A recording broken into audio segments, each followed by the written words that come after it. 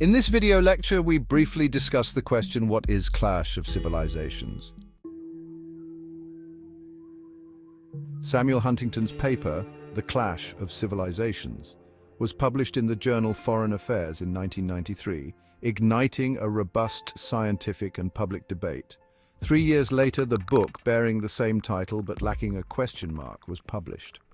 The appeal of Huntington's theory resides in his attempt to provide a comprehensive framework that clarifies both present and future conflicts, as well as the essential traits of the global political system. This topic, encompassing intrastate disputes, has implications beyond the sphere of international relations.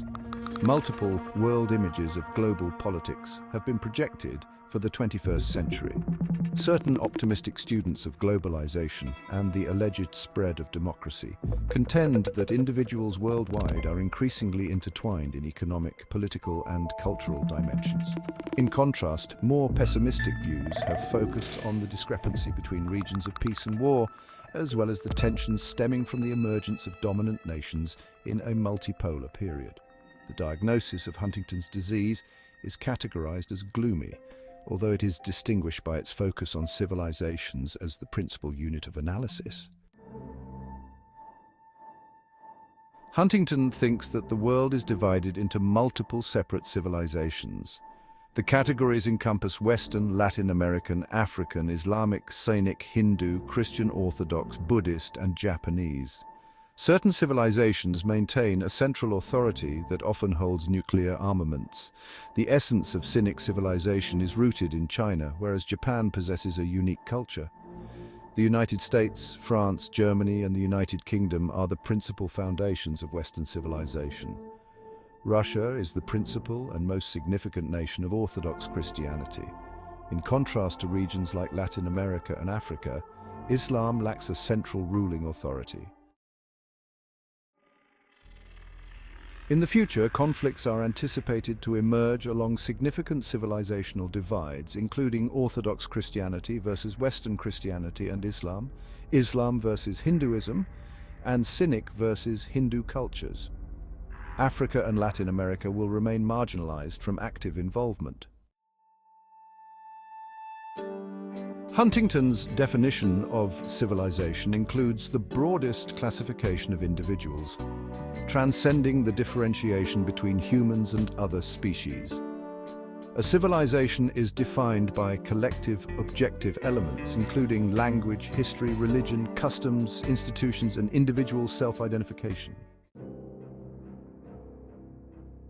Huntington articulates much concern about the harm Islam poses to the Western world. This fear stems from two primary factors: the higher birth rate in Islamic societies relative to other civilizations and the resurgence of its popularity towards the end of the 20th century. Moreover, its rejection of Western ideas and American influence will unavoidably result in a clash between these two civilizations. If China allies with Islamic states against the United States, the likelihood of violent war will markedly increase. Huntington offers a framework of guidelines or codes of behavior to avert such an eventuality. Principal nations ought to abstain from meddling in the internal affairs of other societies. Rather, they should serve as mediators in disputes that could grow into wars along cultural lines. Furthermore, all societies should endeavor to acknowledge shared principles and beliefs.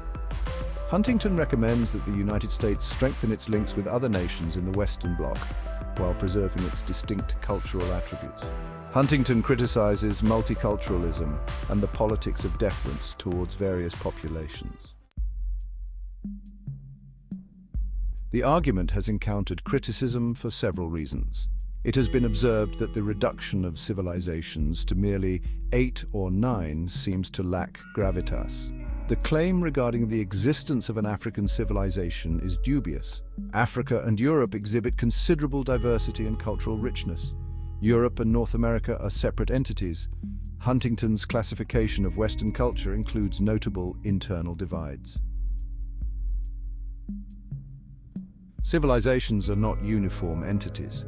Some civilizations, such as Islam, are predominantly defined by their religious impact.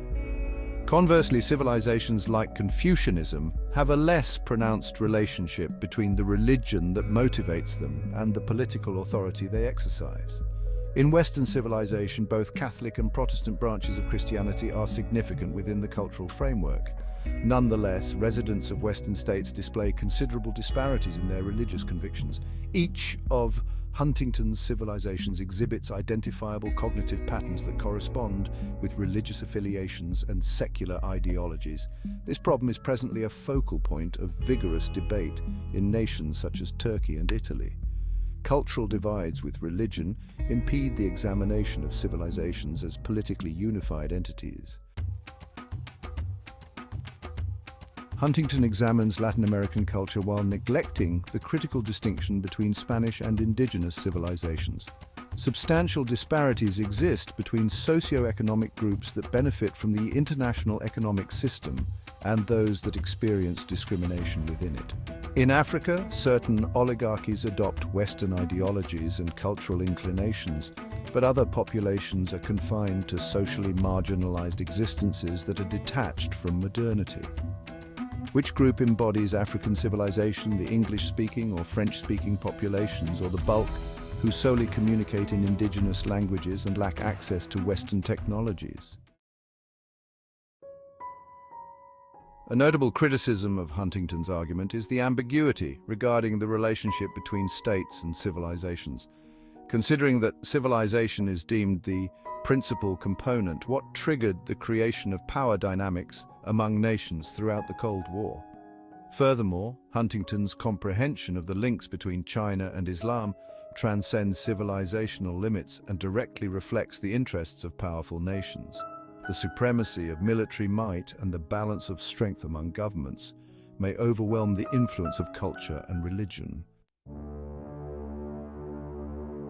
Critics argue that Huntington inadequately acknowledges the enduring influence of Western civilization, global capitalism, and interconnection, while his perspective adeptly underscores the exacerbation of certain conflicts by cultural norms, shown by the former Soviet Union's engagement in Afghanistan, the Gulf Wars of 1991, and the Yugoslavian conflicts of the preceding decade.